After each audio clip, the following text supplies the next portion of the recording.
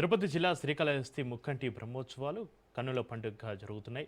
బ్రహ్మోత్సవాల్లో భాగంగా మహాశివరాత్రి పర్వదినాన్ని పురస్కరించుకుని ఆలయంలో రాత్రి జరిగే లింగోద్భవ దర్శనానికి సర్వం సిద్ధం చేసినట్లుగా దేవస్థాన ఈవో బాపిరెడ్డి తెలిపారు. రాత్రి జరిగే లింగోద్భవ దర్శన ఏర్పాట్లపైన ఈవో బాపిరెడ్డితోటి మా ప్రతినిధి Narayana Reddy face to face. Mahashivaratri పర్వదినాన్ని పురస్కరించుకుని శైవ క్షేత్రాలు భక్తులతో కిక్కిరిసిపోతున్నాయి.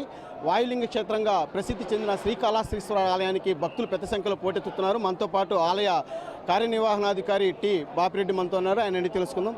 సార్ చెప్పండి సార్, మహాశివరాత్రి పర్వదినాన్ని పురస్కరించుకొని భక్తులకు ఎలాంటి ఏర్పాట్లు చేశారు? ఈరోజు 1:30 నుండి దర్శనాలు ప్రారంభించాము. పూర్తి స్థాయిలో భక్తులకి విరివిగా వస్తారు. భక్తులు జనసందోహం ఎక్కువగా ఉంటుందనే ఉద్దేశంతో అన్ని ఏర్పాట్లు చేశాము. 9:30కే ఈరోజు దాదాపుగా 30,000 మందిని స్వామివారిని అమ్మవారిని సందర్శించుకున్నారు. అందరూ కూడా డ్రింకింగ్ వాటరు, బిస్కెట్స్, అదేవిధంగా మజ్జిగ, చిన్నపిల్లలకు పాలు ఏర్పాటు అన్నీ చేశాము. 11 ప్లేసెస్లో పార్కింగ్ ఏరియాస్ని పెట్టుకొని పార్కింగ్ ఏరియా దూరంగా ఉన్నట్టయితే వాళ్ళకి ఇబ్బంది లేకుండా ఫ్రీ బస్సులు కూడా పెట్టాము.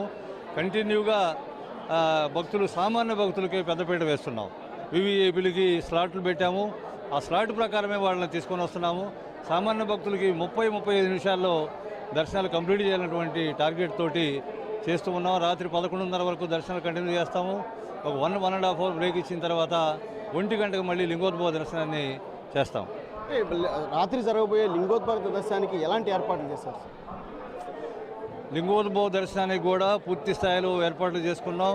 భక్తులకి ఉచితంగా, ప్రతి ఒక్కరికి ఉచితంగా లడ్డు ప్రసాదం ఇస్తున్నాం క్యూల నుంచి బయటికి రాగానే.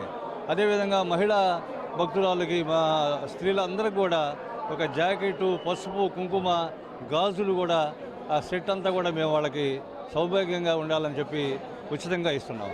ఈ బ్రహ్మోత్సవాన్ని పురస్కరించుకుని అంటే ఈ మహాశివరాత్రి సందర్భంగా ఎంతమంది భక్తులు వస్తారని మీరు అంచనా వేస్తున్నారు?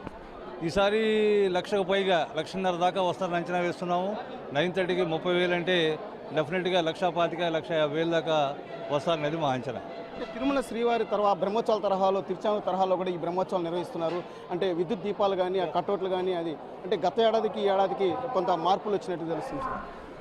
పూర్తి స్థాయిలో భక్తులు దేవాలయంలో ప్రవేశిస్తే ఒక ఆధ్యాత్మికమైనటువంటి వాతావరణం, ఫ్లవర్ డెకరేషన్ కానివ్వండి, ఎలక్ట్రిఫికేషన్ కానివ్వండి, క్లీన్లీనెస్, ముఖ్యంగా మా ప్రభుత్వం నుంచి వచ్చింది కూడా అన్నిటికీ మించి శానిటేషన్ అనేది వెరీ ఇంపార్టెంట్.